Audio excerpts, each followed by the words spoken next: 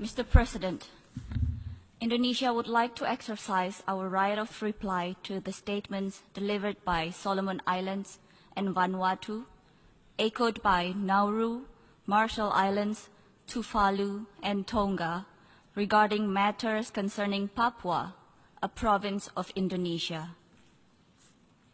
Indonesia is shocked to hear that at this important stage, where leaders gather in this august body to address the early implementation of SDGs, the transformation of our collective actions, and other global challenges such as climate change, of which the Pacific countries are affected the most.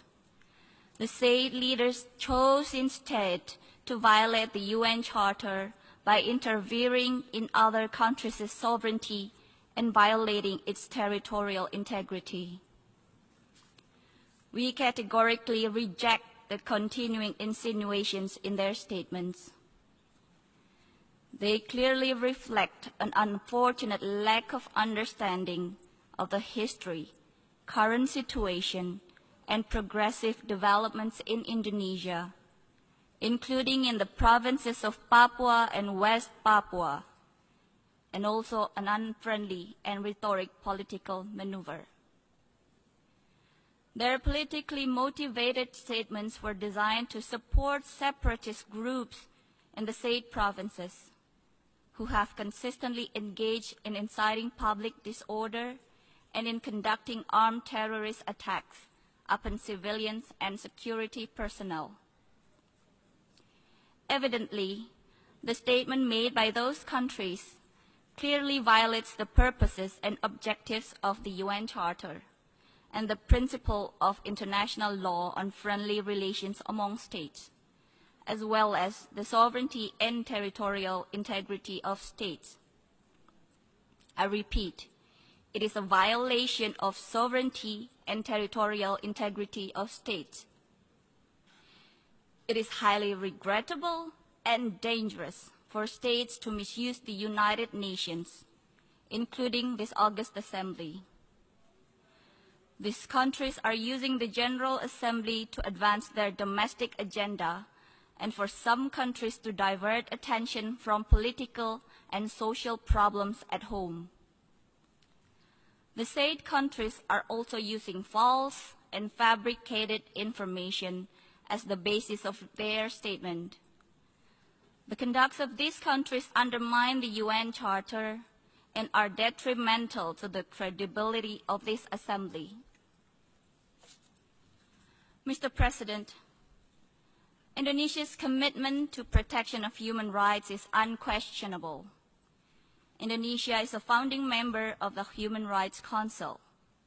Indonesia has sat as member of the Council for 3 previous periods and is currently a member of the Council for the 4th time. Indonesia is the initiator of the ASEAN Intergovernmental Commission on Human Rights and OIC Independent Permanent Commission of Human Rights. Indonesia has ratified 8 out of 9 core international human rights instruments, all incorporated into our national legal system. In compared, 4 by Solomon Islands and 5 by Vanuatu. Indonesia is among few countries who have a continued national action plan on human rights and currently is on its 4th generation of the plan from 2015 to 2019.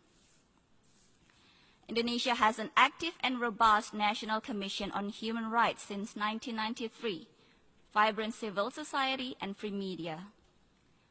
Indonesia is also a country with full-fledged democracy in function.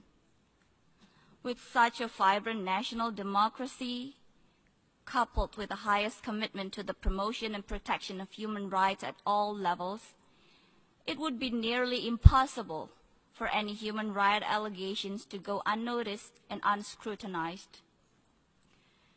Mr. President, we reaffirm that there are domestic mechanisms in place at the national level in Indonesia, as well as at the provincial level in Papua and West Papua. For our part, Indonesia will continue to give appropriate focus to the development of Papua and West Papua provinces, and to the best interest of all. In conclusion, Mr. President, we have a saying in our Asia-Pacific region: when one points the index finger to others, the thumb finger automatically points to one's own face. I thank you.